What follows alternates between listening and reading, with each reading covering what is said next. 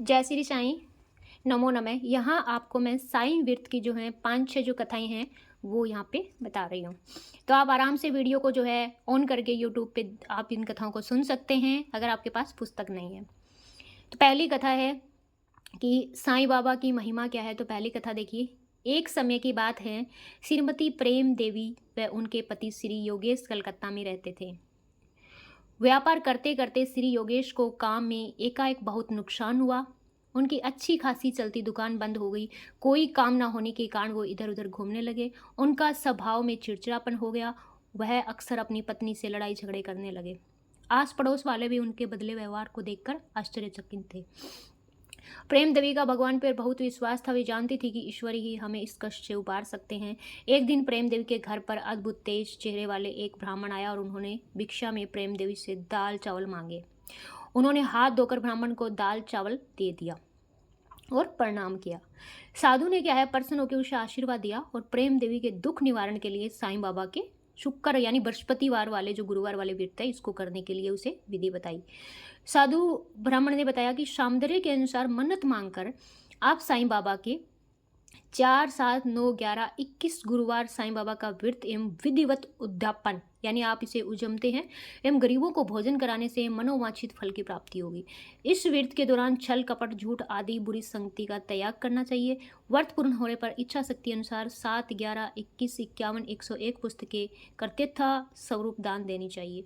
श्री सद्गुरु साईं के वचन है, श्रद्धा और सबूरी, कृपया इन्हें ध्यान में रखकर व्रत रखें।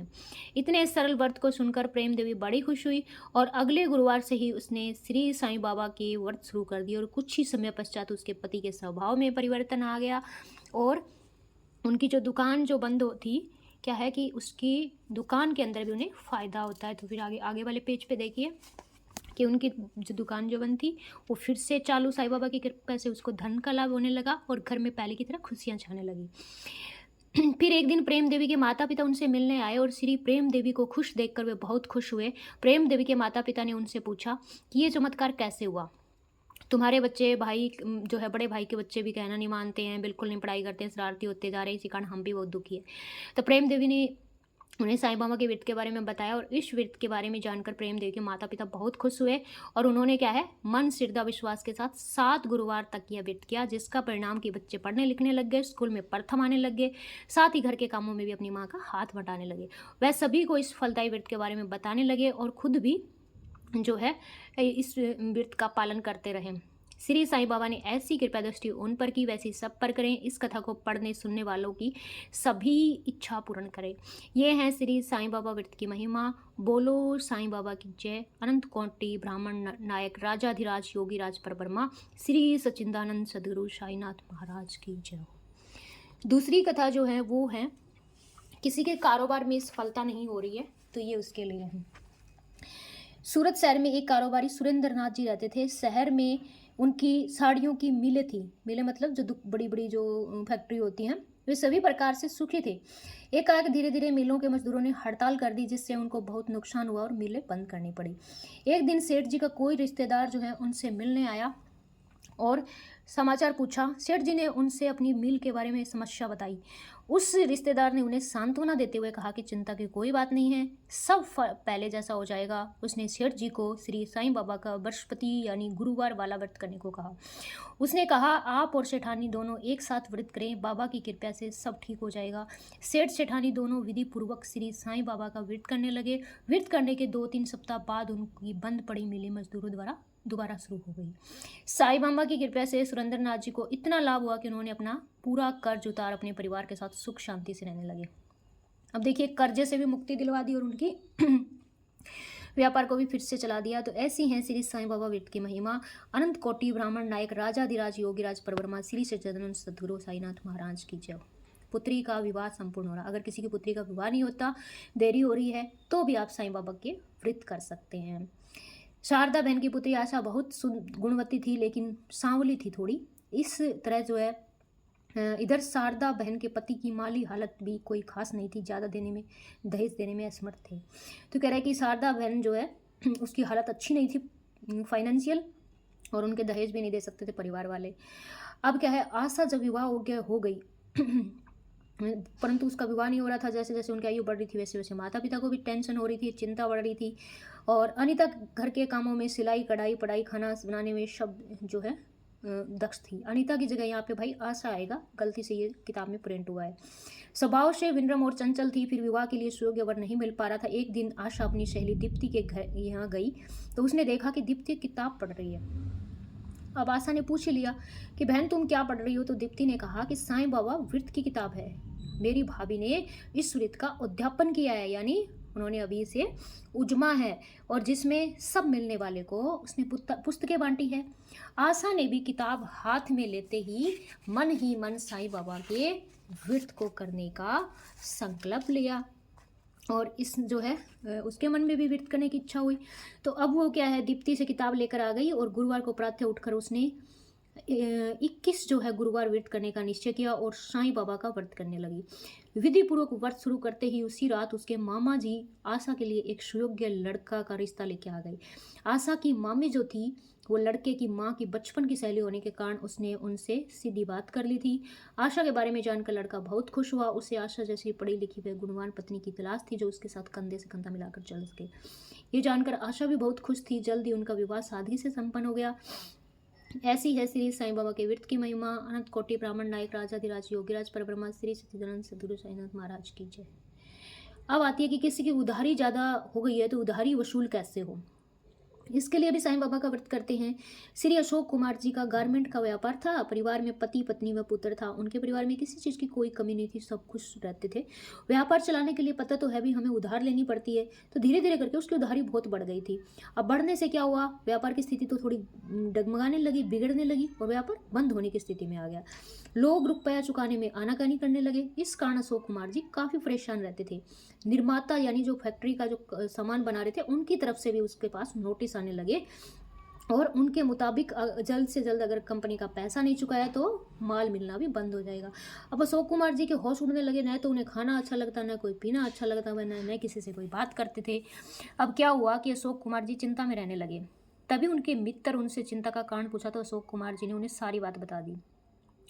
सब सुनकर उनके मित्र बोले, बस इतनी सी बात से परेशान हो रहे हो तो चिंताएं छोड़ो, साईं बाबा की शरण में जाओ। गुरुवार वाला साईं बाबा का व्रत कलयुग में तुरंत फल देने वाला है, इसे कीजिए और फल देखिए। ऐसा कहकर उनके मित्र श्री साईं बाबा की किताब जो है व्रत की किताब लाकर उसे अपने दोस्त को देते हैं और अशोक कुमार जी ने अपनी पत्नी के साथ श्रद्धा और मन से व्रत करने लगे। व्रत शुरू करने के कुछ दिन बाद ही वह व्यापारी उनके यहाँ आया जो कि काफ़ी समय से उधारी वापस नहीं दे रहा था। कहने लगा कि उनका माल बेचने से उन्हें बहुत बड़ा लाभ हुआ है और उसे आगे भी माल की जरूरत पड़ेगी और नए माल के लिए ऑर्डर भी दे दिया और नए व पुराने माल का भुगतान कर देरी के लिए क्षमा भी मांगी। अशोक कुमार जी जो साईं बाबा की जो है ऐसी कृपा देख के बहुत गदगद हुए। व्यापार में जो रकम डूबी हुई थी वो भी वापस आने लगी। कारोबार में काफ़ी लाभ हुआ। इस गुणकारी व्रत का सभी को वो जो है लाभ बताना नहीं भूलते हैं और इसलिए उन्होंने इस व्रत की 101 किताबें अपने प्रियजनों में बांटी। तो ऐसी हैं साईं बाबा की व्रत की कथा। अनंत कोटि ब्राह्मण नायक राजाधिराज योगीराज परब्रह्मा श्री सच्चिदानंद सद्गुरु साईनाथ महाराज की जय। अब देखिए किसी के पुत्र प्राप्ति नहीं हो रही या कोई बच्चा नहीं हो रहा तो इसके लिए भी साईं बाबा का व्रत किया जाता है। तो देखिए श्री राजेंद्र जो है और कमला के विवाह को 16 साल हो चुके थे लेकिन उनके अभी तक कोई पुत्र नहीं हो रहा था। इसी कारण उनके घर में सब कुछ, संतान ही नहीं हो रही थी उनके पुत्र क्या, इस कारण उनके घर में सब कुछ सुना सुना लगता था। सब कुछ होने के बावजूद ही घर में सुनापन रहता था। बूढ़े सास ससुर भी घर में अपने पोते पोती को देखने के लिए तरस रहे थे और ये कई जो है डॉक्टरों को भी दिखा चुके थे, वेदों से भी इलाज ले चुके थे लेकिन उन्हें कोई फायदा नहीं हो रहा था। तो अंत में उन्होंने क्या किया भाई, अंत में एक दिन जो है राजेंद्र के ऑफिस में बाहर से ट्रांसफर होकर रमेश आया जो लड्डू बांट रहा था। तो राजेंद्र ने पूछ लिया, भाई लड्डू किस बात के बांट रहे? तो उसने कहा कि 10 साल के बाद पुत्र रत्न की प्राप्ति हुई है। अब राजेंद्र के पूछने पर उन्होंने उसे साईं बाबा की व्रत की विधि बताई और अगले ही दिन श्री साईं बाबा का व्रत की कथा की जो है एक पुस्तक ला के दे दी। अब राजेंद्र जी उनकी पत्नी जो है सच्चे मन से विश्वास से 11 जो है गुरुवार के व्रत किए और साईं बाबा की कृपा से वो जल्दी ही गर्भवती हो गई और एक सुंदर स्वस्थ पुत्र को जन्म दिया। अपने पुत्र रतन को देखकर पूरे परिवार में खुशी लौट आई और साईं बाबा की महिमा और फैल गई। तो ऐसी है हमारे साईं बाबा जी की महिमा और उसके व्रत की महिमा। अनंत कोटि ब्राह्मण नायक राजाधिराज योगीराज परब्रह्मा श्री सच्चिदानंद सद्गुरु साईनाथ महाराज की जय। अब ये आखिरी कथा है जिसमें पढ़ाई में जिनका मन नहीं लगता उनकी माँ भी और बच्चे भी इस फास्ट को कर सकते हैं। तो श्रीमती विनीता शर्मा शहर की जानी मानी वकील थी। उनके पति का कुछ समय पहले स्वर्गवास हो चुका था। उनके एक बेटा था, वह चाहती थी कि वह भी बड़ा होकर उसी की तरह अच्छा वकील बने। उनका बेटा भी बहुत तेज दिमाग का था। 10वीं कक्षा में अपने विद्यालय में अव्वल आया था। उसे स्कूल से भी कई मेडल मिल चुके थे। कुछ समय बाद वह बुरे दोस्तों की संगत में फंस गया था और उसका ध्यान पढ़ाई में हट गया, इसलिए वह 11वीं कक्षा में फेल हो गया था। विनीता शर्मा को अपना सपना चूर चूर होता नजर आया। हमेशा खुश रहने वाली विनीता को उदास देख उसकी एक सहेली राधा ने उसका कारण पूछा। विनीता ने अपनी चिंता का कारण उसे बताया। विनीता ने कहा राधा से कि चिंता करने की जो है कोई बात नहीं है, साईं बाबा की कृपा से तुम्हारा जो है सपना अवश्य पूरा होगा। इसमें जो है ना, राधा ने विनीता को कहा ऐसा आएगा। विनीता शर्मा तो खुद ही वकील थी ना, है ना। तुम श्रद्धापूर्वक श्री साईं बाबा का गुरुवार वाला चमत्कारी व्रत करो। तो राधा ने विनीता को व्रत की किताब भी दे दी और विधि भी बता दी, और उसी सप्ताह से जो है श्री साईं बाबा का गुरुवार वाला व्रत जो है विनीता ने शुरू कर दिया सच्चे मन से। अब हुआ क्या भाई, अब उसने क्या किया, उसने 21 गुरुवार जो है पूरे करके आखिरी गुरुवार को उद्यापन कर गरीबों को भोजन कराया और मित्रों में 101 पुस्तकें साईं बाबा व्रत की बांटी। श्री साईं बाबा की कृपा से उनके लड़के को सद्बुद्धि मिली और बुरी संगति से छुटकारा मिल गया।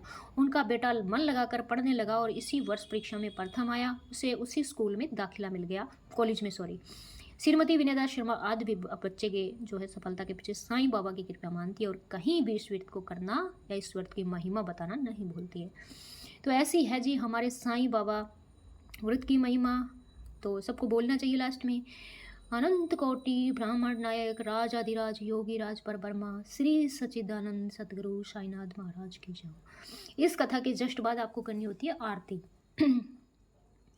आरती साईं बाबा सोखे दातार जीवा चरणे रजवा दारी, दो दासों का सहारा भक्तों का सहारा।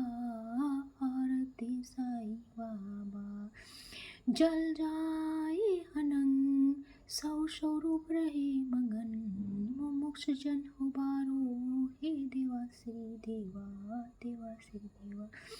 आरती साईं बाबा जैसा मन में भाव तैसा पावे अनुभव, दास पर दया रहे ऐसा तिहारा स्वभाव तिहारा स्वभाव। आरती साईं बाबा सोखे दातार जीवा चरण रचे धारी, दो दासों का सहारा भक्तों का सहारा। आरती साईं बाबा मुमुक्ष जन उबारो हे देवा श्री देवा। आरती साईं बाबा जैसा मन में भाव तैसा पावे अनुभव, दास पर दया रहे ऐसा तिहारा स्वभाव तिहारा स्वभाव। आरती साईं बाबा तुम्हारा नाम जपना हरे संतृप्ति वेदा, अपार तो करनी मार्ग पाए अनाथा पाए अनाथा।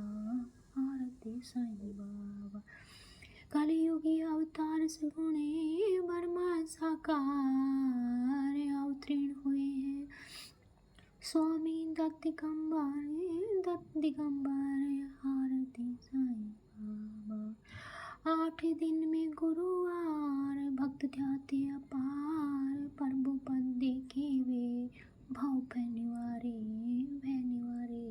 आरती साईं बाबा करुण छावरे तरण रच सेवा, काम न करो इसकी हे देवादि देवा हे देवादि देवा। आरती साईं बाबा मैं हूँ दीन चाहत के निर्मल तोय निज सुख दे दो माधो, यही अपना वृद्ध संभालो वृद्ध संभालो। आरती साईं बाबा आरती साईं बाबा सोखे दातार जीवा चरण रचे धारी, जय बोलो श्री साईनाथ महाराज की जय हो।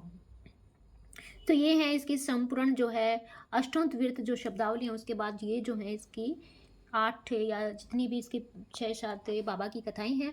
जो फास्ट करता है वो ये 15 मिनट का वीडियो सुन सकता है, जिसमें उसका पूरा जो है वृत्त जो है संपन्न, वृत्त की कथा जो है उसमें संपन्न हो जाएगी।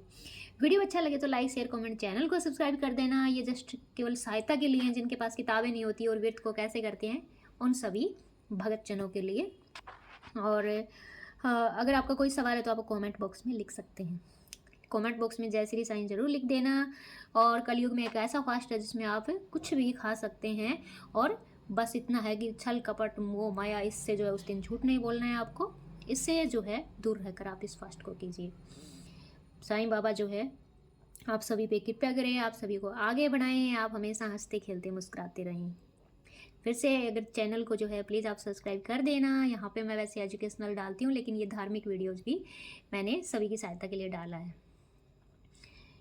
जय श्री साईं, जय श्री साईनाथ महाराज की जय हो।